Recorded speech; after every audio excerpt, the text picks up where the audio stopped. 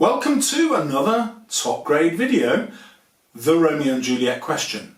I think we're going to get a theme question this year. Of course, what you know about the characters will fit into the themes, but what theme question will it be? Well, I'm going to give you a choice of 4, which you're going to say is, oh, that's a lot to revise, but I'm going to show you how they are exactly the same question. So, at number 1, the feud. What are the causes of it? Why is Shakespeare introducing it? What's it got to do with his message? Number 2, violence in the play. Obviously that's very closely linked to the feud. It's easy to treat that as the same question. Number 3, masculinity. What is it about men in this patriarchal society that causes them to be violent and to pursue the feud? See how they're all linked together.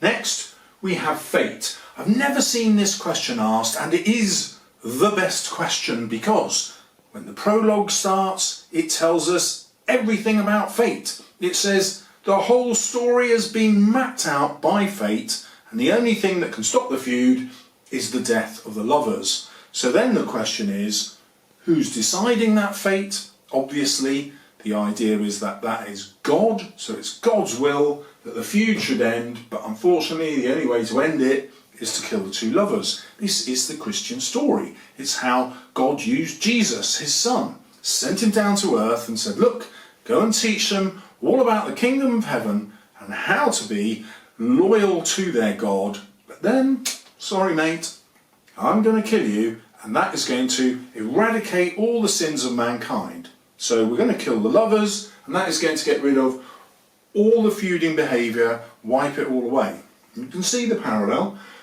So that means he is challenging masculine violence, and he's challenging the feud through the love story of the lovers and then killing them off, presumably taking them up to heaven, even though they committed suicide, and by the laws of the church they couldn't really go to heaven. So you can have that discussion in your essay and decide, hey, we want them to go to heaven, they're wonderful people, or no, they deserve to go to hell because they've wasted their lives at such a young age. You decide, but you're not just going to wait for an essay on fate, because you'll be able to bring the lover's fate into any question on the feud or violence or masculinity, because that tells you why Shakespeare has put it in. Gives you the religious context. Okay, what is that crucial bit of vocabulary you're going to use no matter what the question? It is patriarchal, because this is a patriarchal society. Grade 9 essays typically use that word between 3 and 5 times. It's just an easy way to get top grades. You can't just drop it in irrelevantly. It has to fit your argument, and that is what gives you the top grades. So, they are all the same question. Knowing that, I'm going to give you 2 essays. A grade 7 essay that answers all of this, and a grade 9 30 out of 30 essay. Okay, here is the grade 7 essay. The question is about the feud. So let's dive into the thesis statement. Shakespeare shows that the feud leads to severe consequences which are just as damaging as the prince's punishment for the feud. This emphasises how severe the violence is because the Elizabethan audience loved violence on stage. This is contrasted with Romeo and Juliet's passionate love, which leads to the tragic end of the feud. So a pretty decent thesis statement. It has 3 ideas in it, but in bold, it's the only idea that comes back to Shakespeare's idea or purpose. It's true, but it's quite a weak one. That's not the main reason he put the feud in there, because there's violence. In fact, the play starts off with the feud being very comic in its violence. A better answer will talk about what Shakespeare is trying to say about a violent society. Enemies to peace implies that Shakespeare portrays the feud as pointless, but necessary to end in peace.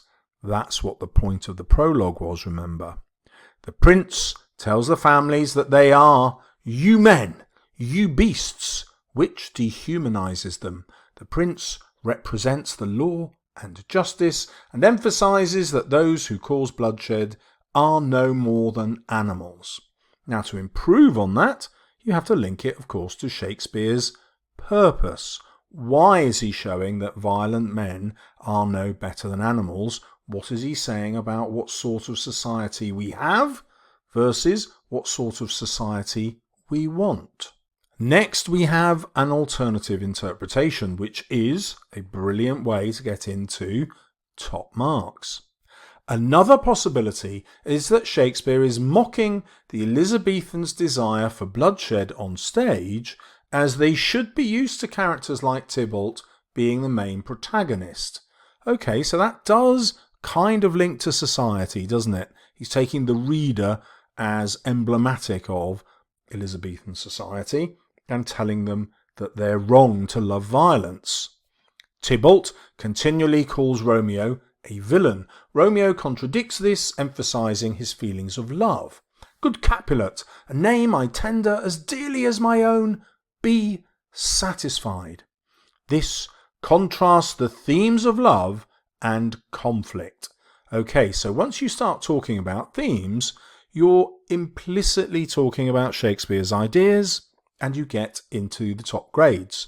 It's very cool that this student has said Shakespeare's deliberately contrasting them. But they haven't yet said why. Shakespeare uses Tybalt as a foil to Romeo. He wants to show that love can triumph over conflict. Hurrah! We now have a brilliant purpose that Shakespeare has. That, of course, could have gone in our thesis statement at the beginning, couldn't it? This offers a hopeful ending to the family feud. Fantastic. That is another one of Shakespeare's purposes. That we can have hope in society if we have love and value it more than conflict. However, Shakespeare decides that the feud has to end in tragedy. This can only be alleviated by love. The tragedy is emphasised when Romeo kills Tybalt and is then banished to Mantua. This was a result of the killing of Mercutio, who Shakespeare portrays as a perceptive and witty character, a plague of both your houses.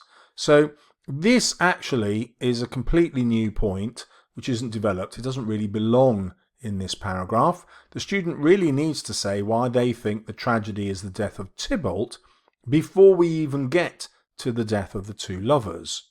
Student doesn't, so we don't have a developed answer here. And if you're not developing your answer, you can't get grades 8 and 9. Shakespeare also emphasises the role of fate. He shows the effect of the feud is inevitable. He shows that the conflict is destined to end in death. Juliet foreshadows this death. "Methinks I see thee in the bottom of a tomb." So yes, that's absolutely true. Even better if you linked that to the prologue, where we know it is the fatal loins of the parents that has caused this feud. What's missing, of course, is why Shakespeare emphasises the role of fate and why he's foreshadowing Romeo's death. What's the point of Juliet uttering these words? And because the student doesn't develop their answer in this way, it's really going to struggle to get into grade 8 and 9. So remember, every time you write about what Shakespeare is up to, you have to say why. There isn't a right answer about the why. There's just the answer that you come up with. In other words, these marks are completely free. The final tragedy is brought about by Romeo, who refuses to accept his banishment. Ha! Banishment! Be merciful! Say death! Always a drama queen, isn't he?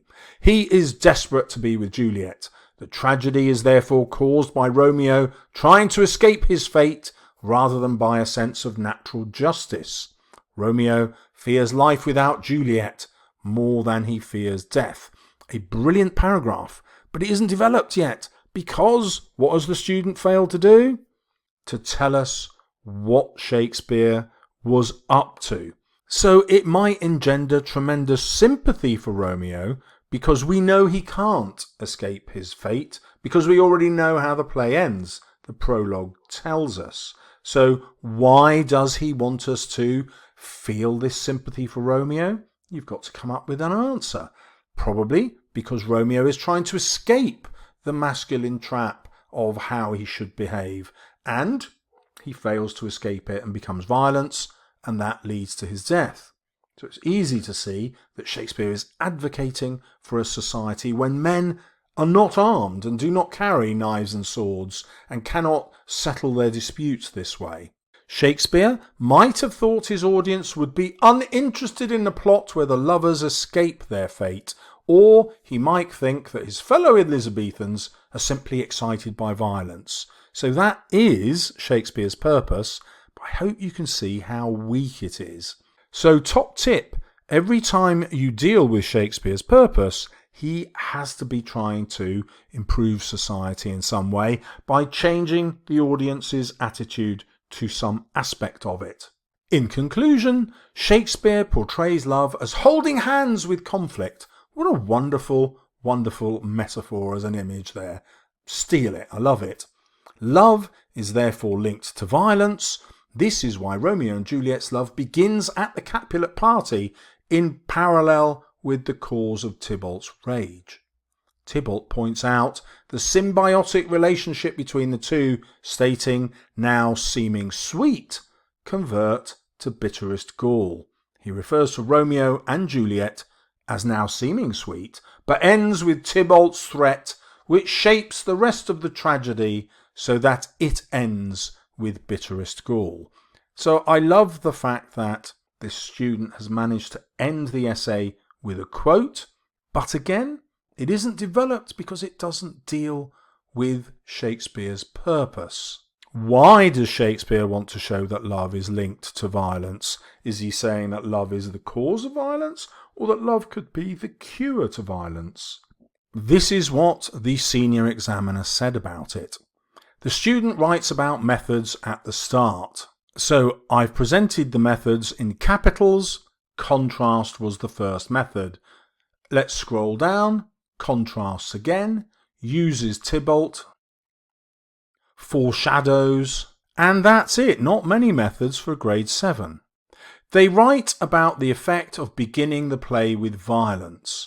Now, the examiners love this because when you write about beginnings and endings and tell the examiner that's what you're doing, they say, that is dealing with structure and form. You can see that clearly here because the student has written about how this might influence how the play develops as a tragedy.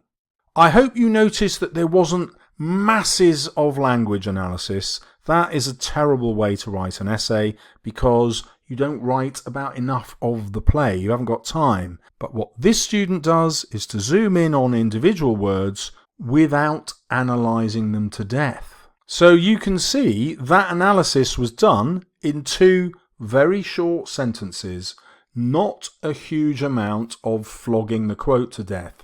That, ladies and gentlemen, is good writing. The student explains the effect of how the characters are portrayed, the characterization, and the examiner treats these as a method. Characterization is a method, and saying that Shakespeare focuses on particular words, his word choice, is another method. The explanations about fate move the essay into level 5. Remember my introduction? All the essays are actually about fate, so as soon as you link fate into it, you're dealing with Shakespeare's ideas, you're getting top grades. The student has chosen a range of references.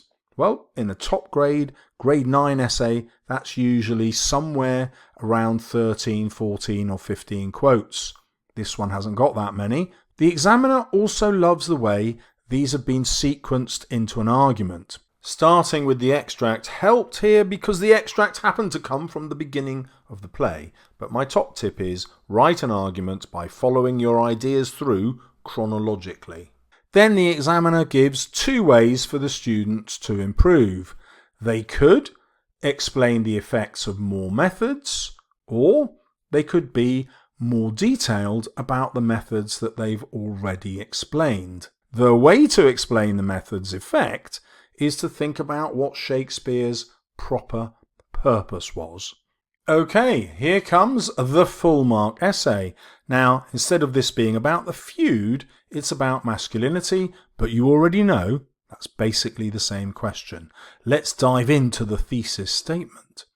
An Elizabethan audience would have strong opinions about masculine behaviour. Samson and Gregory portray a crude aspect of masculinity, treating their enemies and women with aggression. This desire for masculine power is linked to their desire to appear sexually dominant, which Shakespeare highlights through the line, "My naked weapon is out." Although this refers to the servant's sword, it is also a metaphor for the penis. Okay, so we've got a thesis statement with at least 3 ideas in it, full marks. Shakespeare's purpose is this idea. So he's explaining to the audience why young men are so violent. It's because of their sexual desire. Hey folks, it's hormonal. By the way, because you'll always write about the beginning of the play, this quote and this interpretation is going to be relevant whatever your essay is. Samson equates his sexual desire with aggression. This patriarchal society causes men to see a place for violence in sex and relations with women. We can see how aggressive Samson's lust is because he is excited by the violence he'll use to thrust the maids to the wall. He has no respect for women.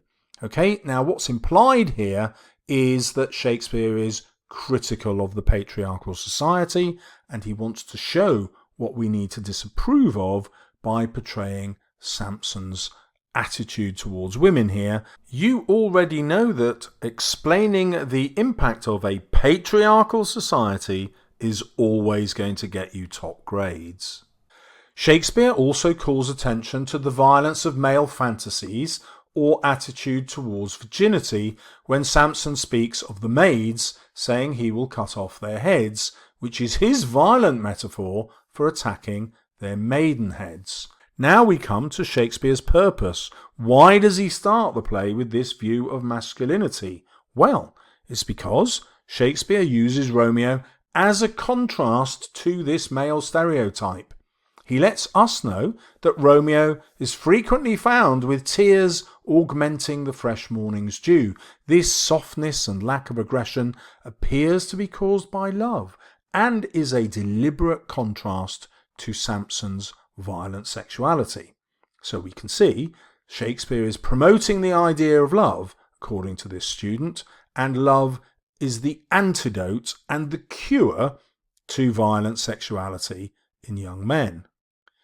However, Mercutio mocks Romeo's character for this, asking him to speak but one rhyme, cry "ah me," and pronounce but love and dove. These jibes at Romeo reveal how unusual his behaviour is for a man. This suggests that Romeo has been influenced by the popularity of sonnets at the time. Even better if the student pointed out whether we're supposed to admire Romeo for this or join in with Mercutio's ridicule. What is Shakespeare's point of view here? Male aggression is not only directed at women. We see this in the extract where the servants want to encourage a violent fight. You see how brilliant this is. The student has prepared a reason why the extract appears where it does in the play. The violence of these men, Samson and Gregory, now has a context. This is why Samson decides to bite my thumb at his rivals, because this gesture was so offensive in the Elizabethan period. Now, this really annoys me because it's just not true. However, the examiner thinks it is, and they've given it 30 out of 30. Never mind. Shakespeare presents this provocation as a childish desire for a fight. That bit is true, because obviously it looks like someone sucking their thumb, doesn't it? Shakespeare portrays this desire for dominance as comic, but it still promotes the feud. Because this scene follows on from the ancient grudge revealed in the prologue, we realise that this aggression will be very important to the plot. Again, this is a point about structure, and how Shakespeare structured the play is obviously his purpose. Tybalt is a character who is deeply attracted to violence. His name was an allusion to cats, and this may portray him as violent and animalistic. It implies that his desire to dominate is animal-like. You can see how easy it is to link this to the ideas in the grade 7 essay, and the quote about beasts. His language shows how he seeks out violence, exclaiming, "This intrusion shall, now seeming sweet, convert to bitterest gall." His attraction to the poisonous gall reveals that he is happy to display his aggressive desires. He rejects things which appear sweet in favour of the bitterest desire to fight. He tells us that he is even willing to murder. To strike him dead, I hold it not a sin. He feels fully justified in this, as we see when he later murders Mercutio. So this is an essay that just stops. The student has probably run out of time, and therefore they haven't written a conclusion which would sum up what Shakespeare's purpose is in presenting young men who justify their need for violence. Yet it has still got 30 out of 30, so what is it that the examiner has got so excited about?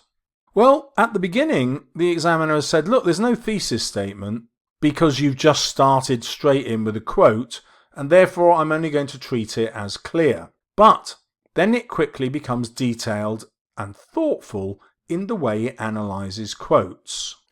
What does the examiner mean here? It means again that the student isn't writing reams and reams of interpretation about a single quote. They're linking quotes together to prove a point about this childish, damaging, patriarchal aggression. All the way through, you will see that quotes are used to link these ideas together. They're not to prove that you can do loads of language analysis. This quote at the end is the only one that does quite a bit of language analysis, zooming in on individual words, gall, sweet and bitterest.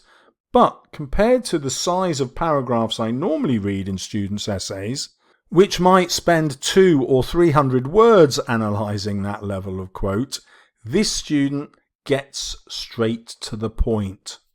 So by the end, the student's thinking is very exploratory. That, of course, was the paragraph in which they look at these individual words in the longer quote. There's a lovely bit of advice here. If the student knew more about the context, they could have explored Shakespeare's use of the sonnet and the lover more effectively. So Romeo and Juliet, remember, construct a sonnet between them when they first meet at the Capulet ball. If Mercutio is right when he makes fun of this Petrarchan pose of Romeo, then we don't believe that the love is real. But if we believe Mercutio is wrong, as demonstrated by the quality of the sonnet that the lovers share, then we can argue that the love is real. It's up to you, but having that discussion, top grades. My comments look at the things I've noticed which make a difference to students' grades. So it's the number of quotes you use. Remember I said it was typically 13 to 15. This student has used 17. It's also the number of explanations. That's what all the italics were about. I've got 7 bits of context and then only 1 use of patriarchal and society. So if this were an essay on Macbeth, this would have not a chance in hell of getting 30 out of 30. The standards of students' essays on Macbeth are much, much higher. So good luck in the exam. You probably won't need it because you're studying Romeo and Juliet. Now that I've dissed the essay, let's actually look at the 4 things that have given it such a high grade. I think you ought to look at those for yourselves while I link to another video showing you another grade 9 essay on Romeo and Juliet. That's what I would revise from next.